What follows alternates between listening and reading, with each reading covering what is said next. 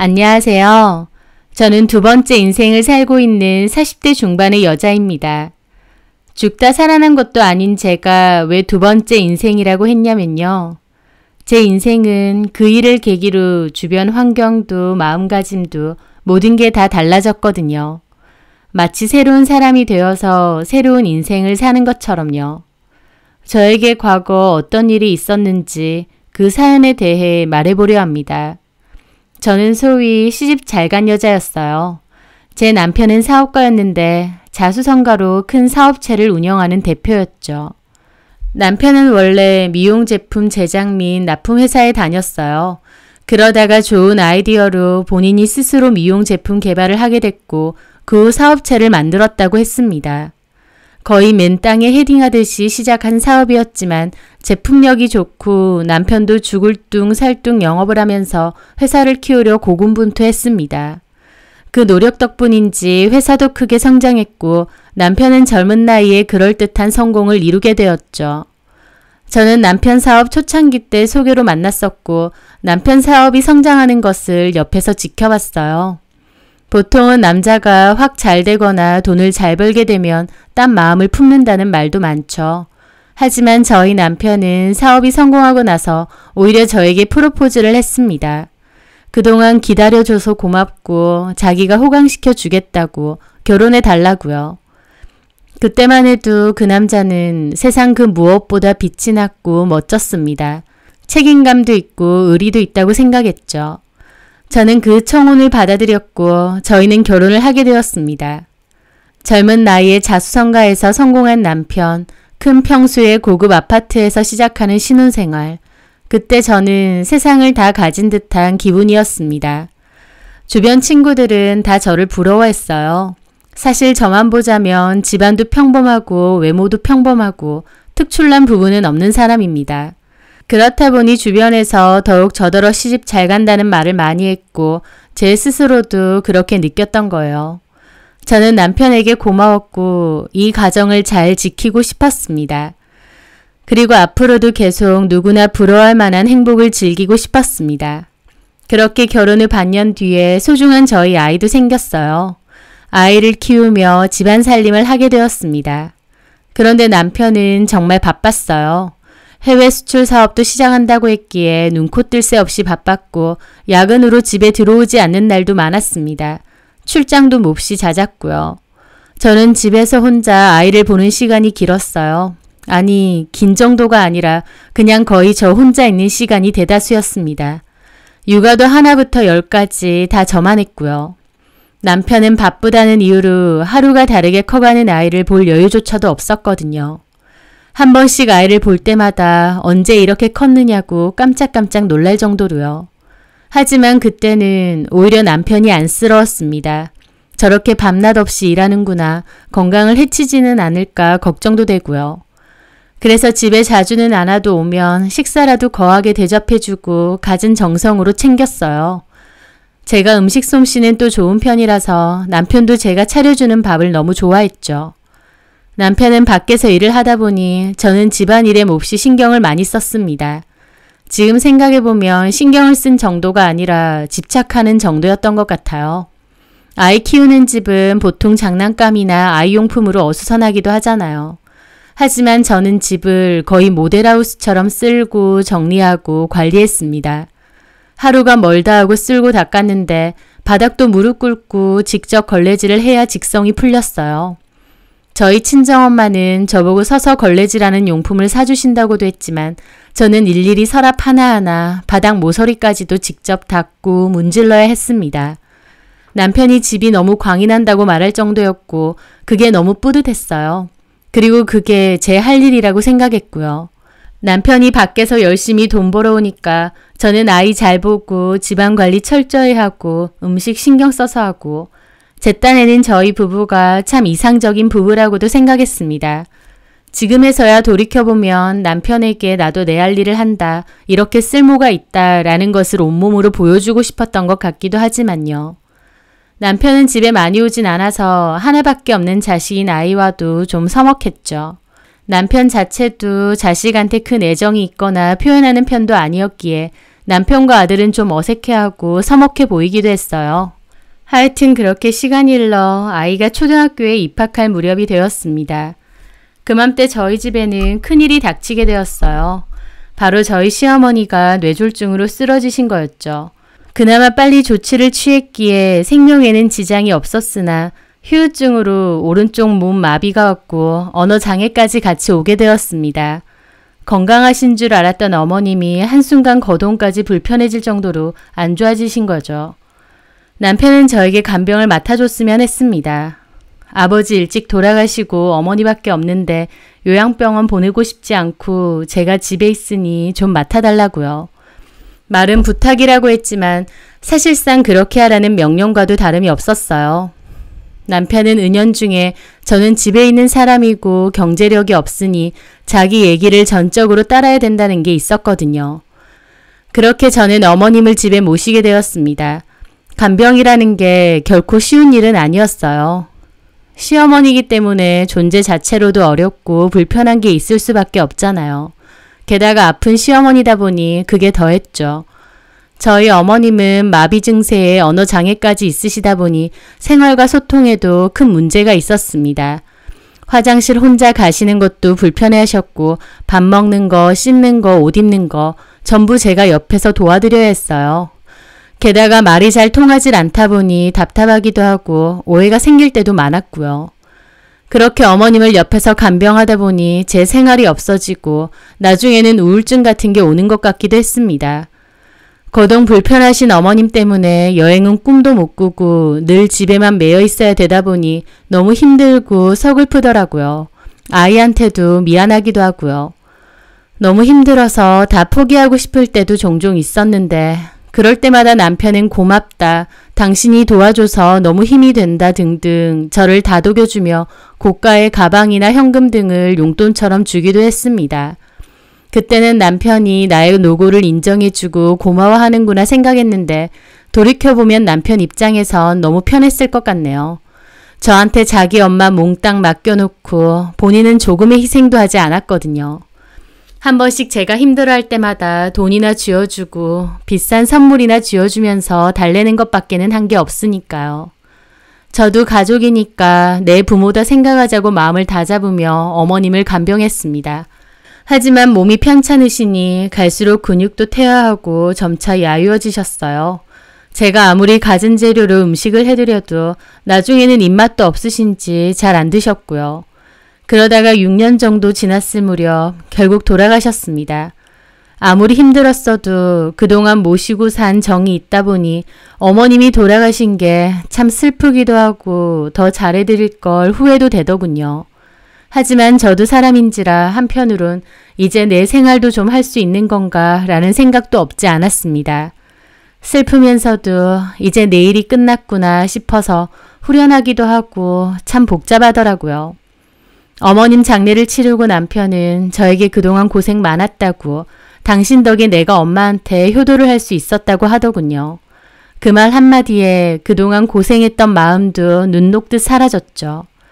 그렇게 몇 달의 시간이 지나고 어머님 없는 집도 익숙해질 무렵 남편이 저보고 그러는 겁니다. 여태까지 엄마 모신다고 고생 많았지? 여행 한번 제대로 못 가보고 내가 비용 다 해줄 테니까 장모님 장인어른이랑 손준이 데리고 여행 갔다 와. 라는 겁니다. 그러면서 남편은 비행기 티켓, 숙소까지 다 본인이 준비를 했어요. 너무 고마웠고 저도 힐링이 필요했던지라 부모님과 아들과 함께 여행도 다녀왔습니다. 여행 갈 때만 해도 저희 부모님이 우리 사이 멋지다, 사이 잘 둔 덕에 호강한다고 좋아하셨고 저도 뿌듯했어요. 하지만 그 여행을 갔다 오고부터 저의 지옥은 시작되었습니다. 여행 후 집에 돌아온 저는 다시 일상을 시작했죠. 일주일가량 집안일을 못했다 보니 집안일부터 싹 하려 했습니다. 물론 남편은 회사 끝나고 집에 와서 거의 잠만 자듯이 했기에 집이 지저분해지거나 한 건 아니었어요. 그래도 일주일이나 집을 비웠으니 대대적인 청소를 해야겠더군요. 그런데 주방에 가보니 남편이 썼던 물컵과 맥주컵들이 대충 씻겨서 건조대에 올려져 있었어요. 남편은 물로만 대강 씻기 때문에 제가 다시 씻으려고 하나하나 다 꺼냈는데 그 순간 저는 행동을 멈췄습니다. 왜냐면 맥주컵 하나의 입구 부분에서 희미한 립스틱 자국이 있었거든요. 물로만 대강 씻었다 보니 미처 지워지지 못한 자국이었죠. 그걸 저는 한참 바라봤습니다. 이 집의 여자라고는 저밖에 없는데 저는 일주일 동안 집에 없었고 이 컵을 쓴 적도 없었죠. 그러면 저 말고 다른 여자가 이 컵을 썼다는 건데 도대체 누가 싶더군요. 저는 혼란스러움을 뒤로하고 일단은 컵들을 다 씻었습니다. 머릿속이 뒤죽박죽인 채로 청소를 시작했는데 저희 안방 침대에서 그것까지 발견했어요. 바로 긴 머리카락이요. 저는 머리가 단발이고 염색도 되어 있지 않습니다. 그런데 그 머리카락은 긴 염색머리 머리카락이더군요. 그걸 보는 순간 확신이 들었습니다. 남편이 제가 없는 틈에 이 집에 여자를 데리고 왔는 것을요. 저는 청소를 멈추고 침대에 앉아 몇 시간이나 생각을 했어요. 남편이 여자를 데리고 오지 않았다면 머리카락이 있을 이유도 컵에 립스틱 자국이 있을 이유도 없겠죠. 저는 고민 끝에 그날 밤 늦게 집에 와서 바로 잠이 든 남편을 확인하고는 남편 차로 내려갔습니다. 그리고 블랙박스를 봤어요. 돌려보니 어떤 여자의 목소리가 찍혀 있더군요. 사장님, 사장님 하는 여자 목소리였고 남편도 좋아하며 오늘 저녁은 뭐 먹을까, 뭐 먹고 싶은 거 있느냐, 먹고 들어갈까 등등의 대화를 하는 겁니다. 그 대화를 듣는데 정말 남편에게 여자가 있었구나 라는 것이 확실해지고 억장이 무너지는 것 같았습니다. 어떻게 나한테 이럴 수가 있나 싶기도 하고요. 저는 차 안에서 울었다가 머리를 쥐어 뜯었다가 한참을 괴로워하다가 올라왔습니다. 그리고 남편 깨워서 블랙박스 메모리를 던졌습니다. 어리둥절해하는 남편에게 말했죠. 여자 만나고 있는 거 안다. 방금 내 귀로 확인했다라고요. 남편도 당황하더군요. 저는 그 앞에서 펑펑 울었습니다. 남편은 아무 말도 하지 않았어요. 남편을 죽이고 싶은 만큼 미웠지만 그래도 이혼하고 싶은 생각은 없었습니다. 내 가정이 있고 자식이 있고 여태까지 지켜온 내 생활이 있는데 이혼하고 싶지는 않더군요. 그래서 남편에게 어떤 여자를 만났는지는 모르겠으나 여기서 그냥 덮겠다. 더 이상 캐지도 않을 거고 묻지도 않을 거다. 그러니까 당신도 당장 그 여자와 끝내라 라고 했습니다. 남편도 잘못했다고 제 말대로 하겠다고 작게 말하더군요. 저도 더 이상 그 문제에 대해 말하지 않았습니다. 그냥 한 번은 덮고 넘어가는데 우리 가정을 지키는 일이라 생각했고 남편도 알아들었을 거라 생각했거든요. 그 후 한동안 남편은 집에도 일찍 왔습니다. 회사 일로 매일 바쁘다고 하더니 들킨 이후로는 제 눈치를 보는 건지 일찍 퇴근하더군요. 아이와 시간을 보내려고도 하고요. 저는 남편에게 여자가 있었다 생각하니 잠도 안 오고 미치고 팔짝 뛸 것 같았지만 이를 악물고 참았습니다. 표현도 하지 않았어요. 제가 거기서 남편을 잡돌이하면 남편이 더 멀어질 것 같은 불안감도 있었거든요. 하지만 한번 어그러진 믿음은 덮어둔다고 다시 돌아오는 게 아니더군요. 시간이 지나면서 남편은 다시 전처럼 늦게 퇴근하기 시작했고 회사 일을 핑계로 새벽에 들어오는 일도 많았습니다. 예전 같으면 그냥 그렇구나 할 일도 이제는 아니었습니다. 그 여자 만나러 갔구나. 그 여자랑 같이 있겠구나. 머리가 돌 지경이었고 피가 마르는 기분이었습니다. 남편도 초반에만 저한테 미안해하고 눈치를 봤지 나중에는 그런 기색도 전혀 없었고요. 남편이 그 여자와 끝을 낸 건지 확실하게 알고 싶었던 저는 어떻게 할까 고민 끝에 한 친구가 생각났어요. 그 친구는 남편의 바람 때문에 이혼도 한 친구인데 흥신소를 통해서 증거를 잡았다는 얘기를 해줬거든요. 흥신소도 사기인 업체가 대다수라서 자기도 한번 돈만 날린 적이 있다. 그리고 두 번째에 아름아름 소개받은 곳이 있는데 거기는 일 처리가 정말 깔끔하더라. 그곳 덕분에 우리 남편 바람 잡았다라고 했었습니다. 저는 그 말을 기억하고 그 친구에게 전화를 했죠. 그 친구는 제가 흥신소를 찾는다는 말에 너는 남편 바람 피냐고 놀라더군요. 저는 그런 건 아니고 그냥 좀 알아볼 일이 있다고 대강 둘러댔어요. 그리고 그 흥신소 연락처를 받아내서 연락했죠. 남편의 정보를 주고 그 여자와 아직도 만나는지 알아보고 증거가 있으면 달라고 했습니다. 그리고 얼마 지나지 않아 증거를 잡았다는 연락에 다시 사무실로 찾아가게 되었어요. 제 예상대로 남편은 그 여자와 여전히 만나고 있었고 증거까지 받게 되었습니다. 흥신소 직원 말로는 그 여자가 남편 회사에서 실장으로 등록이 되어 있었답니다. 정확한 채용으로 뽑힌 것 같지도 않고 남편이 그냥 꽂아준 것 같대요. 아마 그 전부터 내연의 관계가 있었던 것 같다고 하면서요. 남편은 그 여자가 사는 오피스텔에 자주 간다고 했고 그 여자 집으로 들어가는 사진도 다 찍혀 있더군요. 그 여자랑 회사에서 같이 퇴근해서 차 타고 가는 사진이며 어깨 동무한 사진도 있고요. 아마 회사 사람들은 다 알고 있지만 쉬쉬하는 것 같은데 공공연한 내연관계인 것 같다고도 했습니다. 그 사진을 보는데 정말 하늘이 무너지는 기분이 들더라고요. 남편이 어떻게 나한테 이러나 싶기도 하고 배신감과 절망감이 동시에 들었습니다. 그 여자는 20대 후반이나 30대 초반 정도로 보였고 키가 크고 예쁘더라고요. 남편은 키가 큰 여자를 좋아하는데 그 여자는 외적으로도 딱 남편의 이상형처럼 보였습니다. 얼마나 비참하고 서글픈지 나한테는 자기 엄마 간병까지 시켜놓고 자기는 뒤에서 조카뻘인 애랑 놀아나고 있었구나 싶었죠.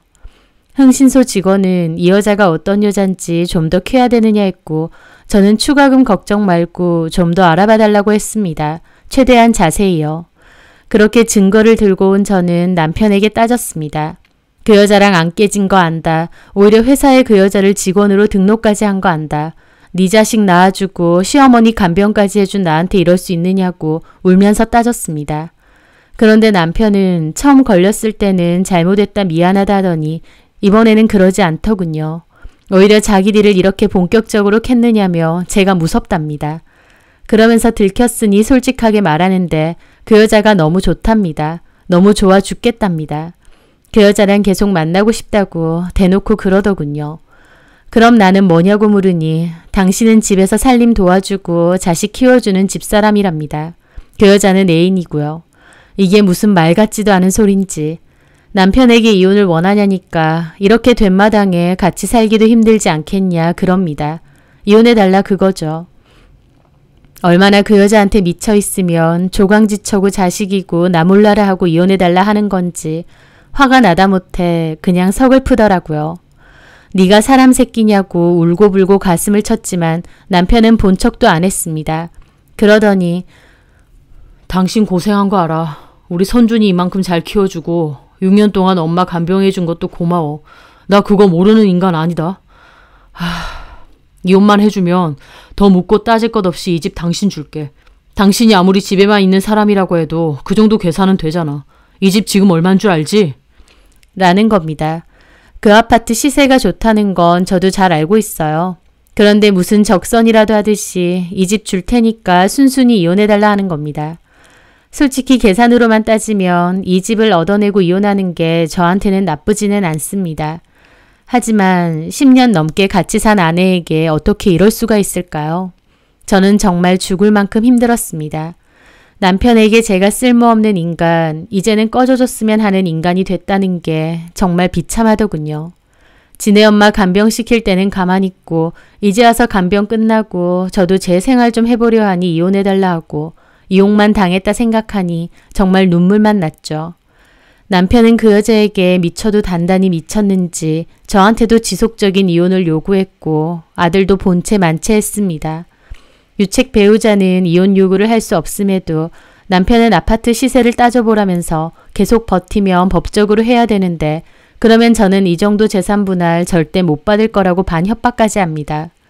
저를 위한 거라는 그 말이 정말 구역질 나더군요. 그러던 찰나 흥신소에서 연락이 왔습니다. 저는 흥신소 직원을 찾아갔고 남편의 내연녀에 대한 정보를 알려주더군요. 그런데 흥신소 직원이 대뜸 그러는 겁니다. 근데요 사모님, 이 여자 좀 꾼 같던데요? 라고요. 네? 꾼이요?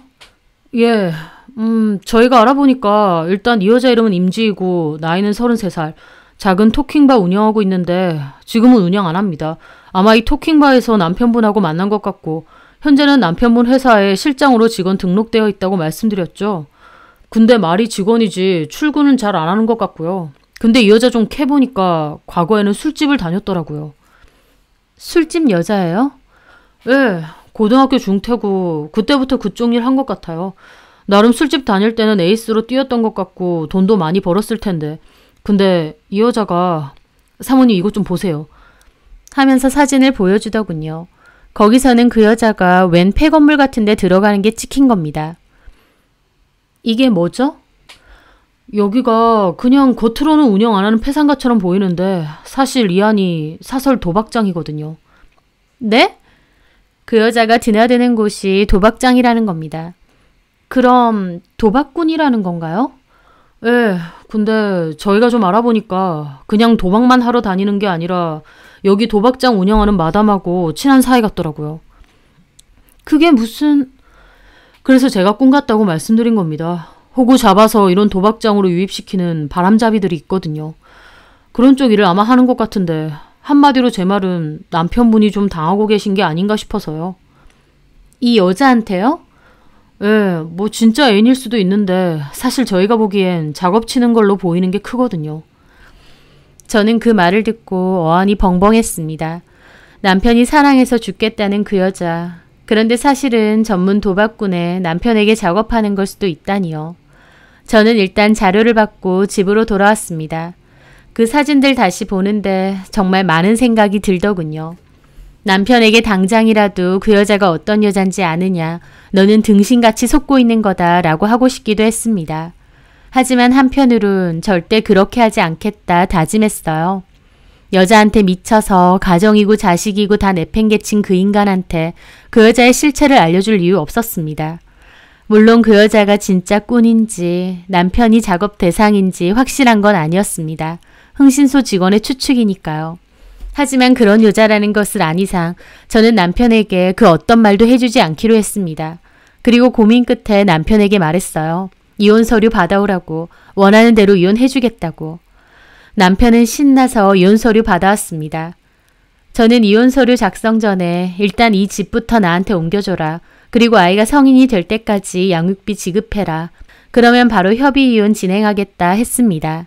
남편은 신나서 알겠다고 했고요. 그렇게 저는 집을 제 앞으로 돌려놓고 양육비에 대한 각서도 공증을 받았습니다. 그리고 이혼 서류에 도장 찍었습니다. 그 과정에서 남편은 왜 갑자기 마음이 바뀌었느냐 저에게 묻더군요. 그래서 제가 그랬습니다. 마음도 없이 거적대기만 같이 살면 뭐하겠어. 그 여자가 운명 같다고 했지. 자식이고 아내고 다 필요 없다고 하면서 선택한 여자니까 그 여자랑 100년 만년 행복해라. 양육비는 보내도 우리 앞에는 나타나지 말고.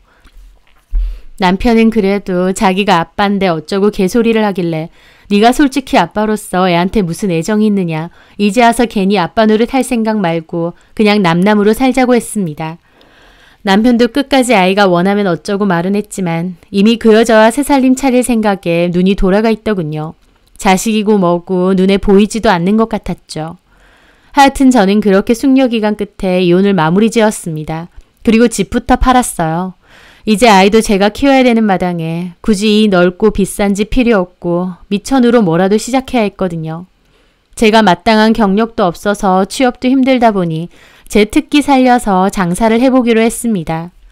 제 얘기는 어디서 들었는지 남편이 전화와서 괜히 집까지 날리지 마라, 장사는 아무나 하냐며 비웃길래 앞으로 연락하지 말라고 했습니다.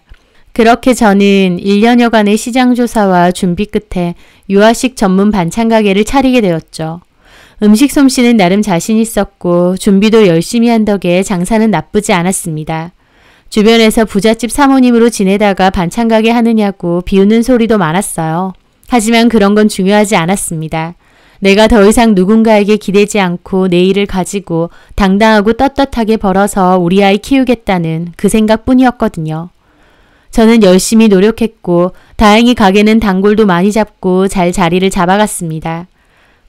가게 일에 대해 온통 정신이 팔려 있다 보니 더 이상 전 남편과 그 내연녀에 대해서는 궁금하지도 않았죠. 그렇게 3년 정도의 시간이 흘렀어요.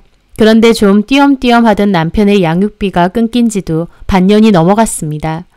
초반 1년까지는 열심히 보내더니 그 후에는 툭하면 미루거나 해서 사람 염장을 질렀는데 그마저도 반년 전부터 아예 끊긴 겁니다. 아무리 여자한테 미쳐서 새살림 차렸다 해도 지 자식 양육비는 똑바로 줘야 될 것 아니냐 싶어 화가 나서 전화했지만 아예 연락이 되지 않더군요. 그러던 찰나 건너 충격적인 남편의 근황을 듣게 되었어요. 남편이 노름에 빠져 사업체 제대로 날리고 반페인처럼 산다는 겁니다. 사업체는 진작에 남의 손에 넘어갔다고 하더군요.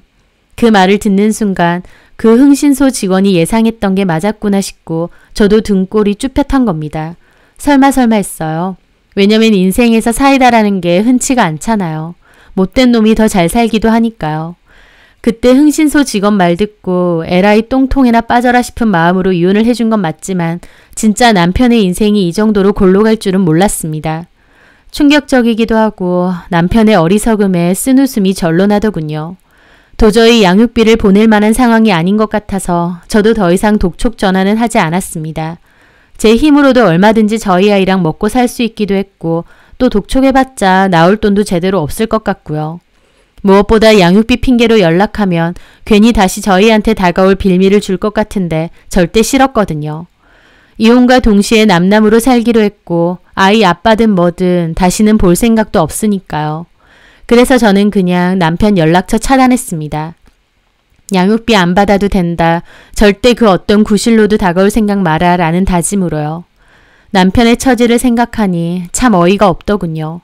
본인 스스로 밑바닥에서 시작해 일궈낸 성공. 참 대단하고 멋진 사람이라 생각했는데 결국 본인 스스로 본인이 이루어낸 성공을 다 망가뜨린 셈이더군요. 하지만 자기가 다 자초한 일이니 누굴 원망할까요? 앞으로 어떻게 살든 그건 본인 업보니까 알아서 해야겠죠. 자기 엄마 간병해주고 집안 살림과 아이 묵묵히 키워주며 곁을 지켰던 저를 한순간에 욕망으로 저버린 건 남편이니까요. 본인이 잃은 게 무엇인지 두고두고 후회하며 살길 바랍니다. 저는 더욱 보란듯이 잘 살 겁니다. 그 누구에게도 기대지 않고 제 힘으로 꼿꼿이 서서 저희 아이 잘 키우고 제 인생 열심히 읽어나갈 겁니다. 제 사연 들어주셔서 감사합니다.